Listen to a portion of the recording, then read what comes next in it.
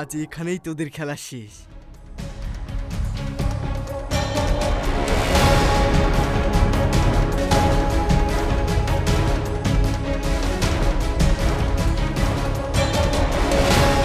এই কে আপনি? Oxygen mask খুলে দিচ্ছেন কেন?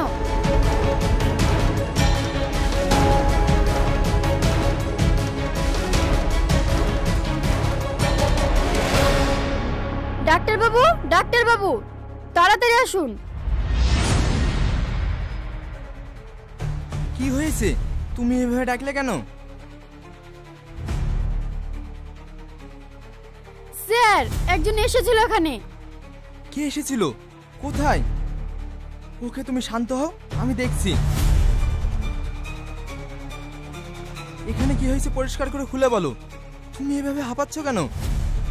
স্যার, একটা লোক, আমি তার মুখ দেখতে পাইনি।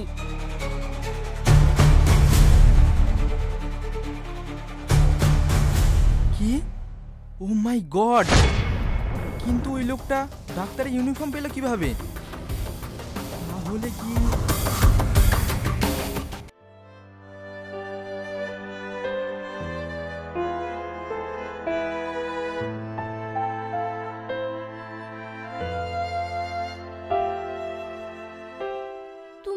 না খেয়ে আর কতক্ষণ থাকবে বলো? ওরা তো আগে থেকে সুস্থ হয়ে গেছে। এবার তুমি কিছু মুখে দাও। জানো গিন্নি, অনেক চিন্তা হচ্ছে আমার। ছেলে মেয়ে দুটোর কি হয়ে গেল? এবার থামবে তুমি? তুমি অত চিন্তা করো না, ওরা তো এখন আগের থেকে অনেকটাই সুস্থ আছে। গিন্নি, মেয়েটা একা না, ওর মধ্যে একটা নিষ্পাপ প্রাণ বেড়ে উঠেছে। তার যদি কিছু হয়ে যায়? সেটাই তো আমি চাই। এই, তুমি একটু বেশি চিন্তা করছো। অত চিন্তা করো না, ডাক্তার তো এখন সেরকম কিছু বলেনি। নাও তো, তুমি এবার খেয়ে নাও।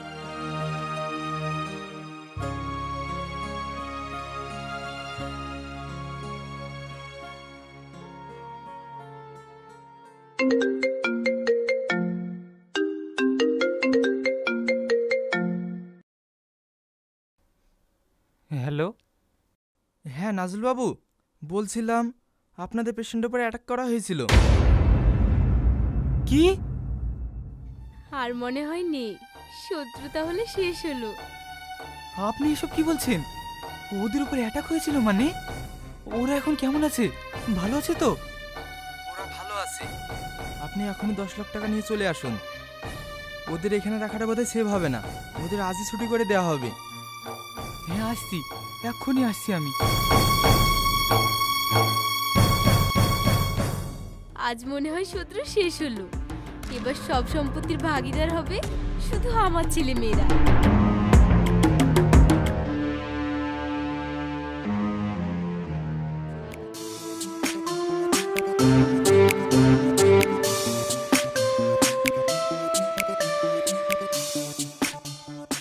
কি গো, তুমি কিছু না বলে তাড়াহুড়ো করে বেরিয়ে গেলে। ওরা ঠিক আছে তো? হ্যাঁ হ্যাঁ, ওরা ঠিক আছে। আজ ওদের ছুটি হয়ে যাচ্ছে। একটু গুছিয়ে রেখো, হ্যাঁ? আমি ওদের নিয়ে আসছি, আর তুমি চিন্তা করো না।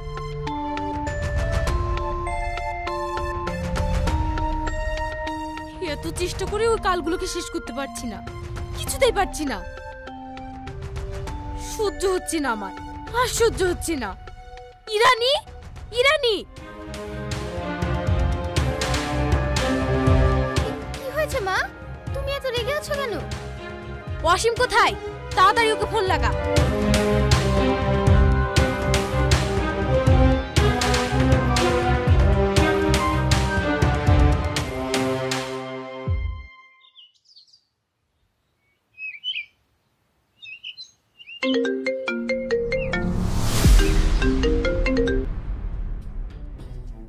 হ্যালো।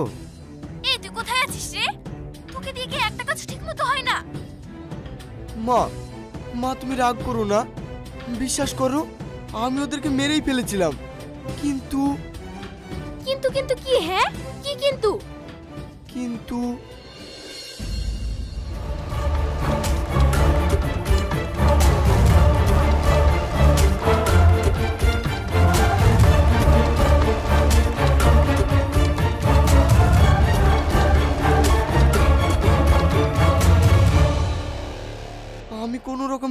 পালিয়ে আসি। থাক থাক, অনেক হয়েছে, তোদের দিয়ে আর কিছু হবে না। এবার যা করার আমি করব, হয় ইস্পার নয় ওস্পার। মা, উপরাল্লা কি আমাদের দেখতে পায় না? সব ভালো কি শুধু ওদের সাথেই হবে? ওরা এভাবে প্রত্যেকবার বেঁচে যাবে? তুই চিন্তা করিস না, এবার আমি মোক্ষম চাল দেব, একেবারে মোক্ষম চাল।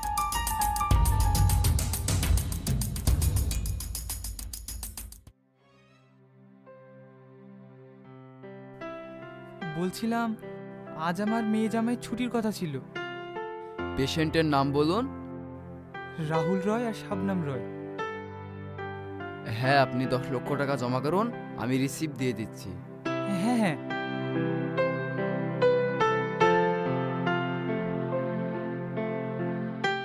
এই নিন।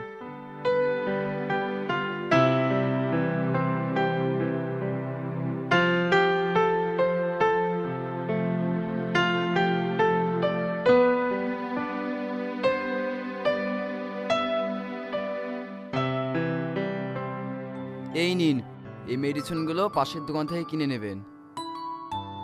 আর হ্যাঁ, প্রথম 2 দিন পেশেন্টের বেশি হাঁটাচলা করা চলবে না, একেবারে বেড রেস্টে থাকতে হবে। 1 সপ্তাহ পর এসে চেক আপ করে নিয়ে যাবেন। ওকে স্যার, ঠিক আছে।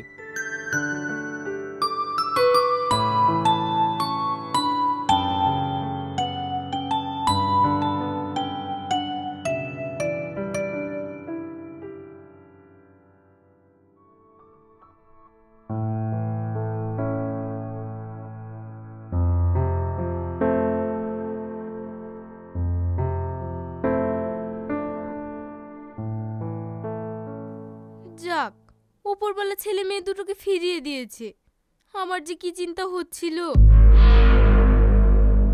সব সময় উপরবেলার কাছে দোয়া করছিলাম যাতে তোমরা সুস্থভাবে বাড়ি ফিরে আসতে পারো। হ্যাঁ রে দিদি, মা তো খাওয়া দাওয়া সব প্রায় ছেড়ে দিয়েছিল। হাসপাতালে সারা দিন রাত বসেছিল তোদের জন্য, কত কি দিচ্ছি।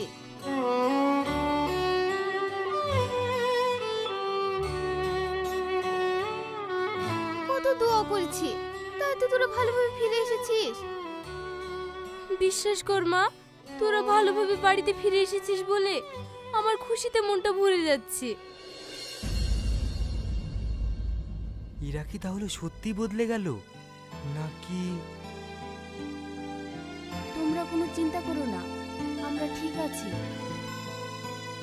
না না, মা তাহলে সত্যিই চেঞ্জ হয়ে গেছে।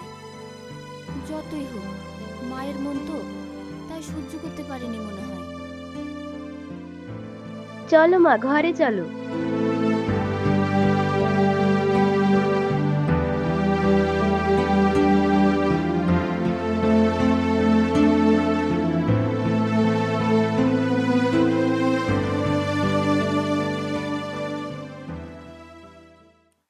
কিভাবে হলো এসব? ওদের অ্যাক্সিডেন্ট হয়েছিল, খুবই ক্রিটিক্যাল অবস্থা হয়ে গিয়েছিল। কিন্তু তুই টেনশন করিস না, এখন ওরা ভালোই আছে। যেভাবেই হোক, যত টাকা লাগে লাগুক, ওদেরকে সুস্থ করতেই হবে। যত টাকা লাগে আমি দেব। তুই চিন্তা করিস না, ওরা এখন ভালো আছে।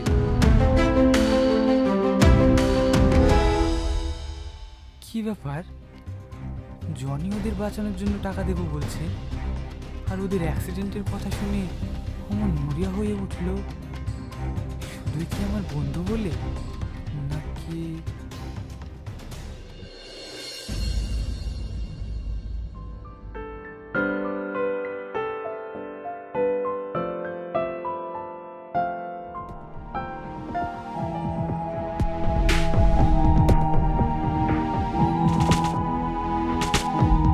পিটির বাচ্চাটা আদেও আছে কিনা গেছে, কি করে জিজ্ঞাসা করি?